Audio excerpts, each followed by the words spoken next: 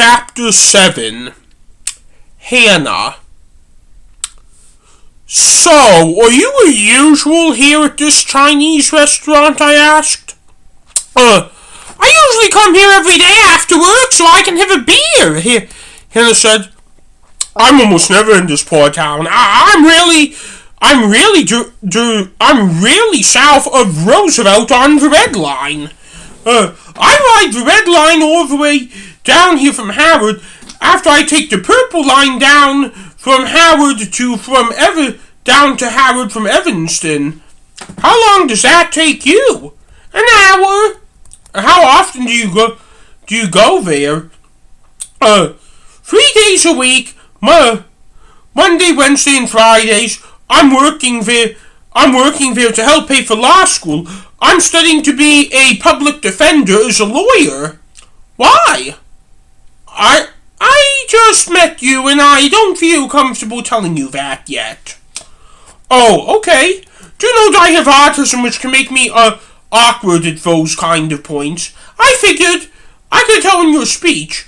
Do note that I am a neurotypical and I do not have autism. I also don't want to tell you why I'm upset right now, because I just met you too. Okay. Do you have siblings? I asked Hannah. No, I am an only child, Hannah said. I have 2 younger brothers. My brother Sam is going to be 11 tomorrow, and my baby brother George is going to be 6 this September. Are you close with them? Sam is my best friend. George and I are not as close for personal reasons. Are you close with your parents? Yeah, but I am on bad terms with them right now for reasons I don't want to discuss with you yet. Okay. Are you close with your parents? Of course! I told you my dad is a comic book artist and my mom is a physician. What do your parents do for a living? They run a bar. Are you sure they are okay with you drinking here? They are. They go to other bars for drinks too.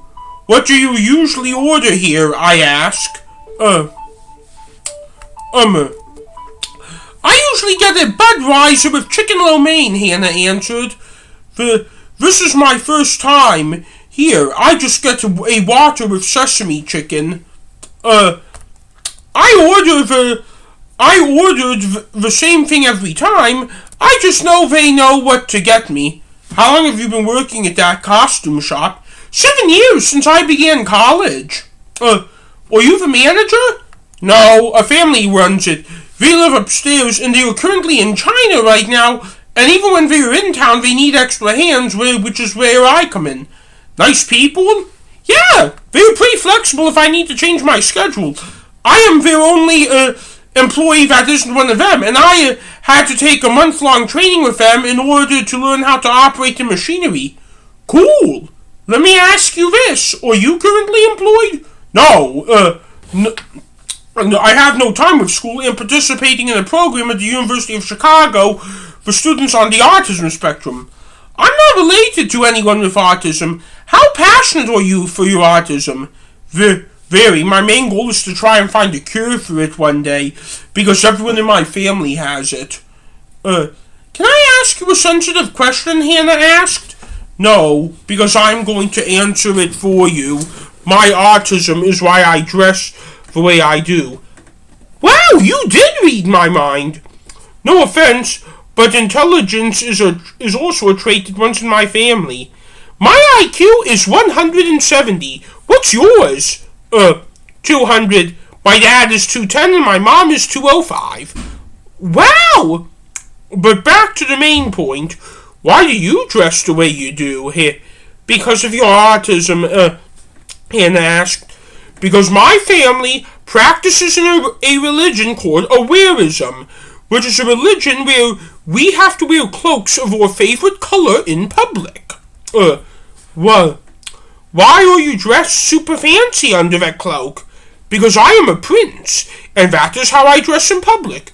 You're a prince? Of what? Hannah asked with a huge grin on her face. Robbinsog, the nation my mom founded, I answered normally. So, is your mother a queen?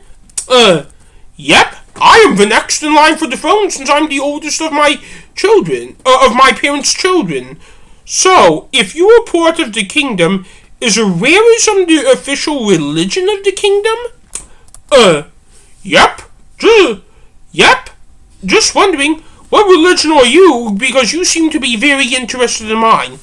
Oh, I believe in God. I just don't practice anything other than Santa Claus, Christmas, and Easter Bunny Easter. Were you brought up with anything? Not really, other than what I just said. I don't celebrate any of those. I'm really involved in my religion. We don't even have a Lent of any kind. I see. If you want to marry me, you need to convert to my religion. Hannah then laughed. That's my religion's protocol. It's not funny, I said. What is funny is your name. Your name is Dr. Morcassius, and you haven't even begun college yet, Hannah said. It's not funny, it is my name, and I also haven't even finished high school yet. I just go by that name because of my new persona. Yeah, new persona? Yeah. So Dr. Morcassius isn't your real name? Correct. Then what is it? I am so into this persona that I am not at liberty to tell you what my real name is, so I am not going to. Okay, but why are you doing this? Because I am angry at my parents. Why?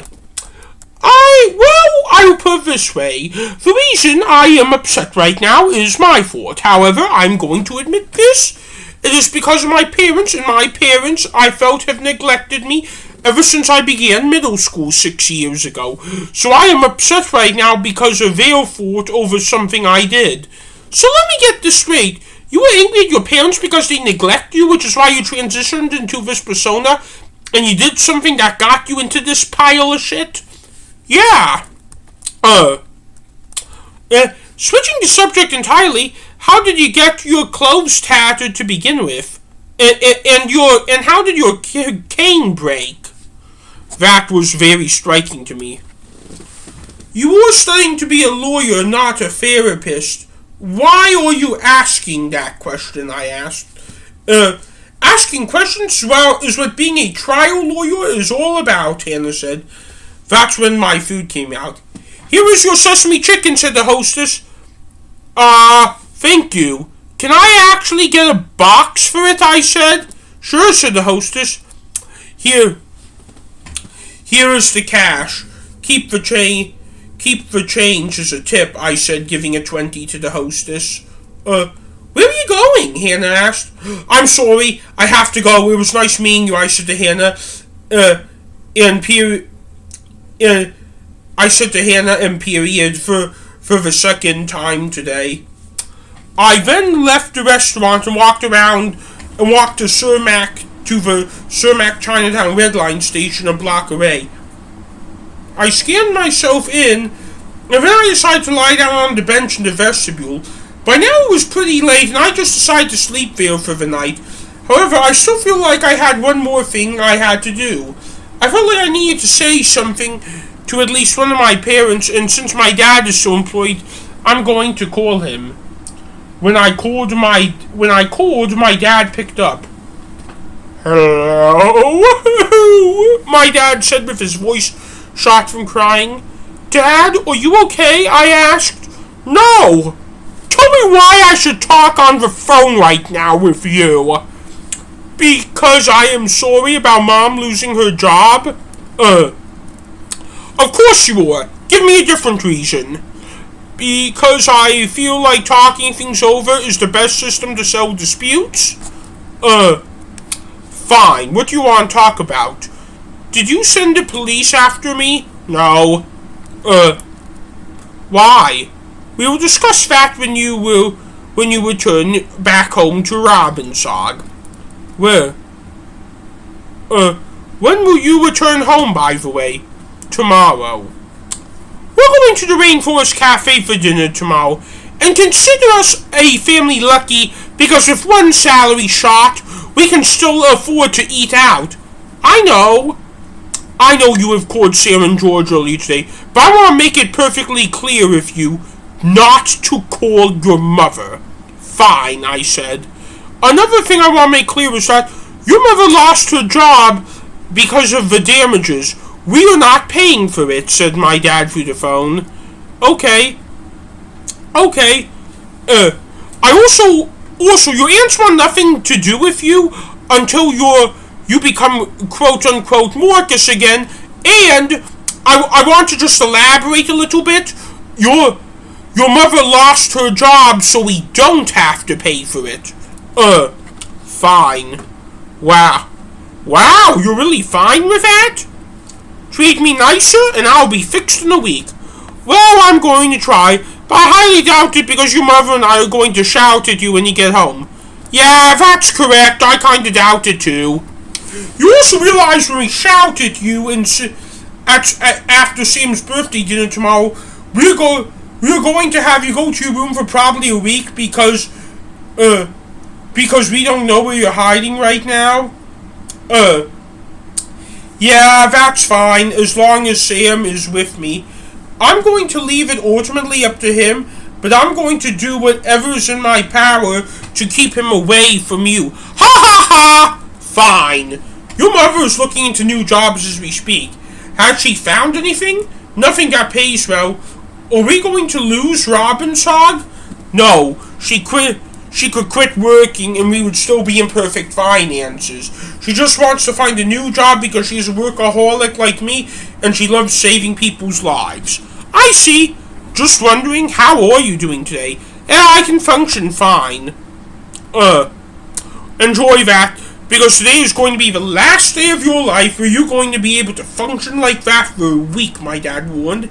Yeah, I know, I said. When are you coming home tomorrow? 1-ish. In the afternoon? I asked, because I know you're a night owl. Yep. How about you buy a gift for Sam in the shops along Millennium Park with that money I know you stole from your aunt?